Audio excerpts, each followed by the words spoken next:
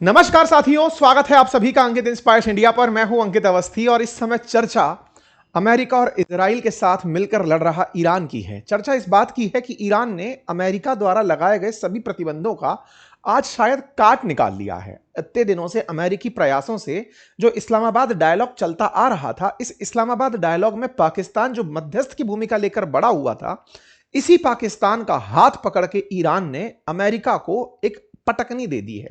यूं कहिए कि पाकिस्तान ने अब ईरान के लिए एक ऐसा रास्ता खोल दिया है जो अमेरिकी प्रतिबंधों को किनारा कर देगा।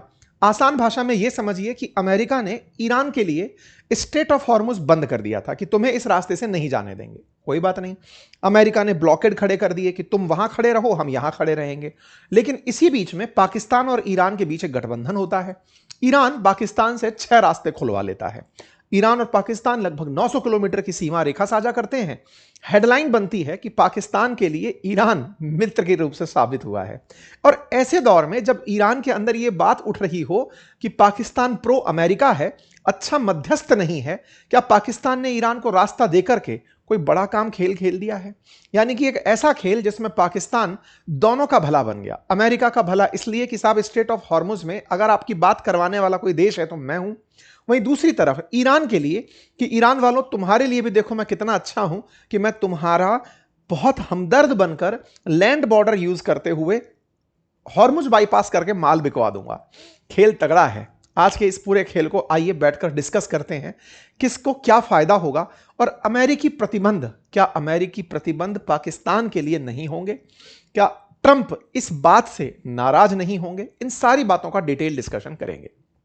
मेरे प्यारे साथियों, आज मुझे आपको इस डिटेल डिस्कशन के साथ एक और जानकारी साझा करनी है और वो जानकारी ये कि ये डिस्कशन जो आप और हम मिलकर करते हैं, अब मैंने इसमें एक और अपडेट आपके लिए ले आया हूं। अपडेट ये है कि आने वाले समय में हर हफ्ते जितने भी इंटरनेशनल मुद्दे हैं, अगर आप सबका प्यार मिलता रहा, आप सबका हौसला मिलता रहा, तो मैं एक पैनल डिस्कशन आपके सामने ऐसे वेटरन जर्नलिस्ट लोगों का या फिर बड़े अधिकारियों का जिन्होंने विदेश सेवा में अपनी कोई बहुत अच्छी पहचान और पकड़ बनाई है, उन्हें लाने का आपके सामने प्रयास करूंगा अपने एक नए show the diplomatic desk by Ankit Awasthi में।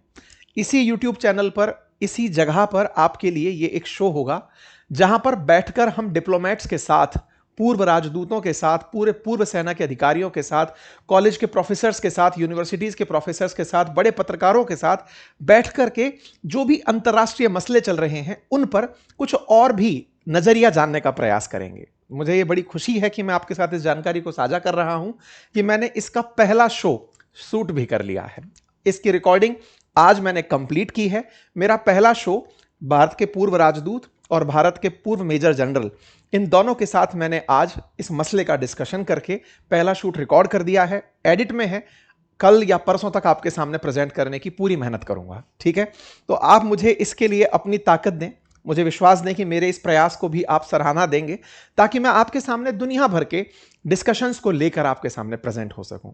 इसी क्रोनोलॉजी में जैसे मैं इंटरनेशनल काम करने जा रहा हूं, ऐसे ही नेशनल डिस्कशन के लिए भी एक बढ़िया पैनल डिस्कशन प्लान कर रहा हूं।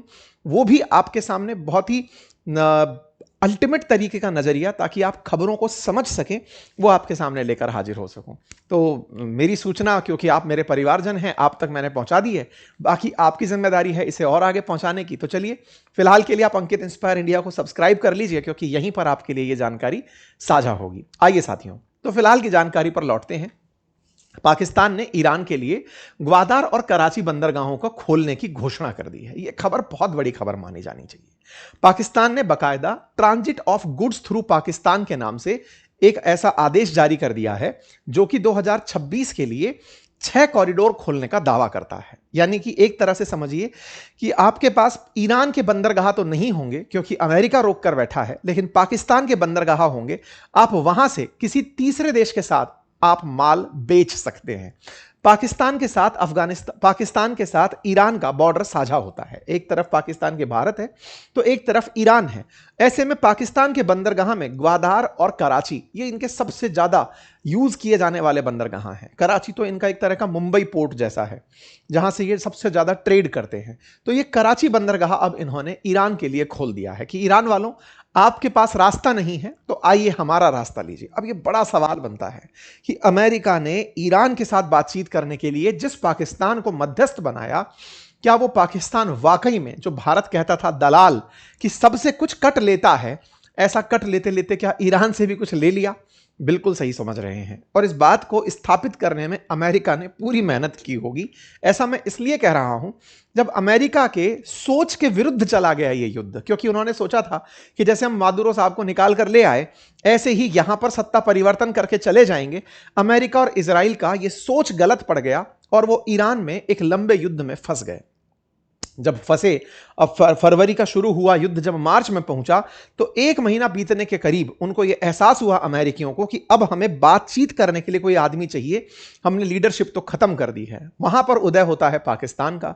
अमेरिका पाकिस्तान में विश्वास दिखाता है। ट्रंप शहबाज शरीफ पर विश्वास दिखाते हैं कि ठीक है भाई, एक काम करो, आप ही बातचीत करवाओ। और इसी के तहत शुरू होती है इस्लामाबाद वार्ता। 11-12 अप्रैल को इसी महीने अब पाकिस्तान की राजधानी इस्लामाबाद में अमेरिकी डेलीगेशन और ईरानी डेलीगेशन इस्लामाबाद पहुंचते हैं। जेडी वेंस भी आते हैं, गालिबाफ भी आते हैं, विदेश मंत्री जो है वो भी आते हैं। इनकी मुलाकात होती है और इस पूरी मुलाकात का सहारा होता है कि दोनों के बीच समझौता कराया जाए। इस पूरी मामले में पाकिस्तान अपने आप को जियोपॉलिटिकल स्टेज में एक सही जगह सेट करने में कामयाब होता है कि अमेरिका को भी उम्मीद है तो पाकिस्तान से, और ईरान को भी उम्मीद है तो पाकिस्तान से। हालांकि पहली बार में यह बातचीत बनी नहीं, यह वार्ता विफल रही। ईरान के साथ वार्ता विफल रही, लेकिन उम्मीदें कायम रही। अमेरिका और ईरान दोनों ही पाकिस्तान से उम्मीद लगाए रहे। इतनी उम्मीद कि पाकिस्तान में बीते दिनों, अभी एक दिन पहले ही, ईरान के विदेश मंत्री की 2-2 बार यात्रा हो जाती है और उन्हें वो 3 सूत्री कार्यक्रम दे जाते हैं कि अगर आप स्ट्रेट ऑफ हॉर्मुज खुलवा देते हैं तब जाकर हम न्यूक्लियर पर बात करेंगे। सबसे पहले स्ट्रेट ऑफ हॉर्मुज खुलवाइए, हमारा बहुत नुकसान हो रहा है। उधर अमेरिका भी इस बात से परेशान है कि स्ट्रेट ऑफ हॉर्मुज अब वो बात बन चुकी है कि अगर ये नहीं खुला तो उसकी अमेरिकी साख भी गिरने की स्थिति में पहुंचेगी। इन सबके बीच में इन सबसे बात करता हुआ पाकिस्तान अपने लिए एक रास्ता निकाल ले जाता है। आप सोचिए कि ईरान ने अभी कुछ दिन पहले जब पाकिस्तान की यात्रा की थी दोबारा दूसरी बार के लिए, तब अमेरिका की तरफ से रिप्रेजेंटेटिव आ रहे थे। लास्ट मोमेंट पर उनका आना कैंसिल हुआ। ट्रंप ने उन्हें रास्ते से रोक लिया कि मत जाओ। क्यों मत जाओ? क्योंकि ईरान वाले तुमसे मिलना नहीं चाहते। ईरान वाले अपनी शर्तों के साथ पाकिस्तान आए, अपनी बातें रखी। पाकिस्तान के साथ बातचीत में विदेश मंत्री कहकर गए कि हमें क्या चाहिए, अमेरिका को यह सब बात बता देना। इस बीच में ईरान का विश्वास पाकिस्तान में बना रहे, इसके लिए ईरान वालों ने पाकिस्तान को एक ऑफर टिका दिया कि सुनो, हमारा रास्ता बंद है, तुम्हारी जरूरत लगेगी, हमें तुम्हारा लैंड बॉर्डर यूज करते हुए ट्रांसपोर्ट करना है। भाई साहब, इस बात को पाकिस्तानियों ने अमेरिकियों के सामने रखा या नहीं रखा नहीं पता, लेकिन यह तय है कि ईरान का विश्वास प्राप्त करने के लिए पाकिस्तान एक कदम आगे निकल पड़ा। और ऐसा निकला कि अमेरिकी ट्रस्ट तो है ही है, अब ईरानियन ट्रस्ट भी इनके साथ हो जाएगा। और ईरानियन ट्रस्ट इस बात का कि जिस जनरल को अमेरिका अप्रिशिएट करते रहे, उस जनरल ने पूरी तरह अमेरिकी स्क्रिप्ट फॉलो करते हुए ईरान का साथ दे दिया। यह अमेरिका का पहले भी एक बड़ा डर था। पिछली बार जब कहा गया कि जेडी वेंस दूसरी बार क्यों नहीं आए, तो बोले आसिम मुनीर जो हैं वो ईरान के काफी ज्यादा पक्षधर हैं। बोले ऐसा ना हो कि यह आदमी सुपारी ले ले और अमेरिका के लिए एक बहुत बड़ा डेंट साबित हो। लेकिन इस पूरे डेंट को शायद अमेरिका अब इस तरह से देखे कि देखो, पाकिस्तान फिर से खेल खेल गया। और पाकिस्तान ने ऐसा खेल खेला ईरान के साथ कि अपने पुराने सारे पाप माफ करा लिए। बीच में कुछ दिन पिछले साल ईरान और पाकिस्तान के बीच में जमीन का डिस्प्यूट हुआ था, लैंड बॉर्डर डिस्प्यूट हुआ था, एक दूसरे पर मिसाइलें चल गई थी, ट्रस्ट डेफिसिट होने लगा था। ये सब पलटी मार दी। आज की हेडलाइन बनती है कि पाकिस्तान ने ट्रेड कॉरिडोर खोल दिए हैं ईरान के लिए और कहा है कि आप हमारे पोर्ट्स का इस्तेमाल करिए अपना माल दूसरे देशों को बेचने के लिए, और हम आपकी जगह का इस्तेमाल करेंगे सेंट्रल एशिया जाने के लिए। मतलब इस समय पर पाकिस्तान मोस्ट बेनिफिट में कंट्री निकलकर बाहर आता हुआ दिख रहा है। और उसने ईरान के साथ में जो डील की है, उस डील को मैं आपको समझा दूं तो वो डील इतनी है कि ईरान अब इस स्ट्रेट ऑफ हॉर्मुज पर शायद सामान के लिए निर्भर ना रहे। अब ऐसे समझिए, स्ट्रेट ऑफ हॉर्मुज असल मायने में सबकी जरूरत है। तेल बेचना ईरान की मजबूरी है, उसके बिना अर्थव्यवस्था चले नहीं। $500 मिलियन का पर डे का उसका ट्रेड है ईरान का, अगर उस ट्रेड को उसको बरकरार रखना है तो ये रास्ता खुले होना जरूरी है। लेकिन इसके बावजूद भी दवाइयां हैं, केमिकल्स हैं, भोजन के लिए अनाज है, इन सब का भी तो आना जरूरी है। अमेरिका अगर ब्लॉकेड बनाकर बैठ गया तो ये तो ईरान पूरी तरह लैंडलॉक कंट्री बन गया, मतलब इसका किसी देश के साथ व्यापार ही नहीं हो सकता। ऐसे में व्यापार के लिए ईरान का साथ पाकिस्तान ने देकर यूएन के एक क्लॉज का फायदा उठा लिया। यूएन का क्लॉज कहता है कि चाहे दुनिया किसी देश को कितना ही प्रतिबंधित कर दे, लेकिन अगर वो लैंडलॉक कंट्री है तो आप उसकी मदद कर सकते हैं, आप पर कोई प्रतिबंध लागू नहीं होगा। पाकिस्तान ने जो खेल खेला कि साहब अगर आप इसको रास्ता नहीं देंगे, अमेरिकी अगर स्ट्रेट ऑफ हॉर्मुज से माल नहीं जाने देंगे तो हमें लैंड के थ्रू रास्ता इसको देना पड़ेगा। ये बिल्कुल वैसे ही है जैसे गाजा इजिप्ट से होकर के माल बेचता है क्योंकि इजराइल ने उसको पूरी तरह पानी में घेर रखा है। बिल्कुल वैसे ही अमेरिका ने ईरान को घेर दिया तो अब पाकिस्तान से होते हुए यह सामान बेचने की स्थिति में होंगे, और पाकिस्तान से बेचने के लिए चीन द्वारा बनाया हुआ गादवार पोर्ट यूज करेंगे और कराची बंदरगाह यूज करेंगे। पाकिस्तान का यह जो पूरा खेल खेला गया है, इसके पीछे का बड़ा तर्क यह है कि इसे इस तरह से रास्ता देकर ना केवल ईरान का भला बना जाएगा, आने वाले समय में ईरान से सस्ता तेल भी खरीदा जाएगा, क्योंकि चाइना ईरान से सस्ता तेल पहले से ही खरीदता आया है। आपको याद होगा कि पाकिस्तान के माध्यम से होते हुए जो चाइना पाकिस्तान इकोनॉमिक कॉरिडोर बना रखा है चीनी लोगों ने, जो कि भारत के पाकिस्तान ऑक्यूपाइड कश्मीर वाले क्षेत्र से होकर गुजरता है, और जब यह भारत के क्षेत्र से होकर गुजरता है, भारत इसी बात पर तो प्रतिक्रिया देता है। अब विचार करिए कि आने वाले समय में ईरान अपना पूरा की पूरा, यहां से 909 किलोमीटर के आसपास बॉर्डर पाकिस्तान से साझा होता है, ईरान से यहां से माल आएगा ग्वादार पोर्ट पर, और ग्वादार पोर्ट से होते हुए पाकिस्तान के थ्रू चाइना के शिनजियांग प्रोविंस में आसानी से माल चला जाएगा। इसका मतलब कहीं ना कहीं इस पूरी पटकथा का लेखक चाइना भी हो सकता है, जिसने पाकिस्तान को यह कहा हो कि अब तो तुम्हारे पास में सबसे बेस्ट ऑप्शन है, तुम्हारे ऊपर कोई प्रतिबंध नहीं लगेगा, और ना लगने का सबसे बड़ा कारण है क्योंकि तुम्हारे पास एक ऐसी स्थिति है जो यूएन के अंदर लिखी गई है कि आप एक लैंडलॉक कंट्री की मदद कर रहे हैं, उसको आप पूरी तरह से सुविधा दे सकते हैं। और तो और पाकिस्तान यहां पर एक खेल और खेला। असल में पाकिस्तान अफगानिस्तान से बॉर्डर साझा करता है। अफगानिस्तान पाकिस्तान के बीच इन दिनों रार चल रही है, दोनों एक दूसरे पर ट्रस्ट नहीं कर रहे। तालिबान अफगानिस्तान में बैठकर पाकिस्तान पर आए दिन गोले फेंकता है। इन दोनों के बीच ट्रेड पूरी तरह रुका हुआ है। अफगानिस्तान अपने आप में एक लैंडलॉक कंट्री है, उसको पाकिस्तान से बड़ा फायदा होता था कि तुम्हारा जगह यूज करके, पोर्ट यूज करके हम व्यापार करेंगे, लेकिन पाकिस्तान ने वो सब रोक दिया। लेकिन बदले में अफगानिस्तान ने इनका सेंट्रल एशिया जाना रोक दिया। सेंट्रल एशिया के ये जो 5 देश हैं, कजाकिस्तान, तुर्कमेनिस्तान, किर्गिस्तान, उज्बेकिस्तान, इन जगहों पर जाना रोक दिया। जब रोक दिया तो पाकिस्तान ने कहा कि हम अब ईरान की मदद लेकर के सेंट्रल एशिया चले जाएंगे। तो एक साथ दो काम हुए। पहला, ईरान का माल आसानी से चाइना पहुंचेगा और पाकिस्तान का माल सेंट्रल एशिया पहुंचेगा। हर तरह से विन विन सिचुएशन। ये विन विन सिचुएशन करने में पाकिस्तान कामयाब हो गया है। ये transit of goods through Pakistan के नाम से एक आदेश है जो कि पाकिस्तान और ईरान के बीच में तफ्तान बॉर्डर, गब्द बॉर्डर और मंडपिशिन बॉर्डर से होकर के गुजरेगी। साथियों, यहां पर आपको मैं मैप पर इसे दिखा दूं कि ये ग्वादार पोर्ट पाकिस्तान के अंदर, कराची पोर्ट, और इन दोनों को ईरान के गब्द पोर्ट से होकर के और तफ्तान वाली जो जगह है यहां से होकर के सामान पहुंचाया जाएगा। कुल 6 रास्ते, ग्वादार गब्द के बीच में, कराची पोर्ट और लियारी होते हुए जो अपना दुरंदर वाली है वहां से गब्द होते हुए, कराची से होकर तफ्तान, ग्वादार से होते हुए तफ्तान, ग्वादार से होते हुए तफ्तान और कराची से होते हुए गब्द। इन सब जगहों का रास्ता अब ग्वादार और कराची होकर निकलेगा। कुल मिलाकर के 2 बड़े सी पोर्ट अब पाकिस्तान ने ईरान के लिए खोल दिए हैं। यह अपने आप में एक बहुत बड़ी स्ट्रेटेजिक विन पाकिस्तान की कंसीडर की जा सकती है। और ईरान के बारे में क्या कहेंगे? देखिए, ईरान ने पाकिस्तान को एक प्रेशर में डाल दिया था कि तुम्हारा जो सोचने का तरीका है वो प्रो अमेरिका है, तुम उसके हित ज्यादा सोचते हो। हुआ यह था कि अभी जब विदेश मंत्री यहां आए थे ना, अभी अरागची आकर पहुंचे थे 2 दिन पहले, तब ईरान के ही तरफ से एक एमपी ने बयान दे दिया कि पाकिस्तान पर विश्वास नहीं किया जा सकता, वो विश्वास लायक देश नहीं है। इस बात से पाकिस्तानियों को यह समझ में आया कि मेरी मध्यस्थ की भूमिका छिन सकती है, ईरानी लोगों के बीच में मेरा विश्वास कैसे कायम हो। तो भले इस कायम को करने के लिए इन्हें यह ऑप्शन देते हैं, और वो ऑप्शन सही तरीके से कामयाब हुआ। अब आपके दिमाग में प्रश्न और बनेगा कि सर, सब कुछ ही पाकिस्तान के फेवर में हो गया, क्या अमेरिका इस बात से नाराज नहीं होगा? इस बात के विषय के जानकार खबरों के अंदर इस तरह से लिख रहे हैं कि यह सब बात हो सकता है उसने अमेरिका को बताकर की हो। ऐसा इसलिए कि जब तक वो विश्वास में नहीं होगा वो मध्यस्थता भी नहीं स्वीकारेगा। अमेरिका खुद चाहता है कि ईरान टेबल पर बैठे, बातचीत के लिए टेबल पर बैठे। जब तक आपको उसकी तरफ से कोई फायदा ऑफर नहीं किया जाएगा, अगर पाकिस्तान से ईरान को कुछ नहीं मिलेगा तो वो पाकिस्तान की बात क्यों मानेगा। इसलिए हो सकता है कि बैकडोर में अमेरिका ने भी उसे परमिशन दी हो कि तुम उसके साथ में बातचीत करो, ट्रेड करो और ट्रेड करके उसे टेबल पर लेकर आओ। तो ये कुछ कहानी ऐसी है जिसमें सेंट्रल एशिया का सपना टेबल पर सजा करके ईरान को पूरी तरह से पाकिस्तान अपनी तरफ करने में कामयाब हो रहा है। अब ये कितने दिन कामयाब होता है, ये आने वाला समय बताएगा, लेकिन अभी तक कोई अमेरिकी प्रतिक्रिया नहीं आई है कि अमेरिका ये कह दे कि नहीं साहब, मुझे ये बिल्कुल बर्दाश्त नहीं है पाकिस्तान जो खेल खेल रहा है। नहीं, अमेरिका खुद चाहता है कि स्ट्रेट ऑफ हॉर्मुज खुले।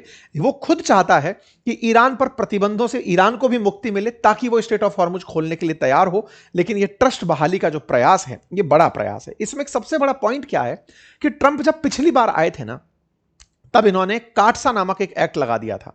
कहा था ईरान से ट्रेड करने वालों पर मैं प्रतिबंध लगाऊंगा। 3 देश थे, रूस, नॉर्थ कोरिया और ईरान। बोले इनके साथ व्यापार करने वालों पर मैं प्रतिबंध अतिरिक्त रूप से लगाऊंगा। आज सोचिए ट्रंप की स्थिति यह है कि ईरान से व्यापार करने के नाम पर वो पाकिस्तान का कुछ भी नहीं बिगाड़ पा रहे हैं। तो साहब ये क्या फैसला महत्वपूर्ण है? निश्चित ही बड़ा महत्वपूर्ण फैसला है। और इसके बारे में जितनी भी जगह लिखा पढ़ा गया है, यही कहा गया है कि यह पाकिस्तान की एक बड़ी कामयाबी कही जाए, क्योंकि यह आने वाले समय में एक स्ट्रेटेजिक लोकेशन का दुनिया को बता चुका है कि मैंने कैसे लाभ कमाया है। दलाली का सही मायने में वो अमेरिका चाइना के बीच में रहने का लाभ कमा चुका है, अब ईरान और अमेरिका के बीच में होने का लाभ कमा चुका है। इन सब से क्या भारत को चिंतित होने की आवश्यकता है?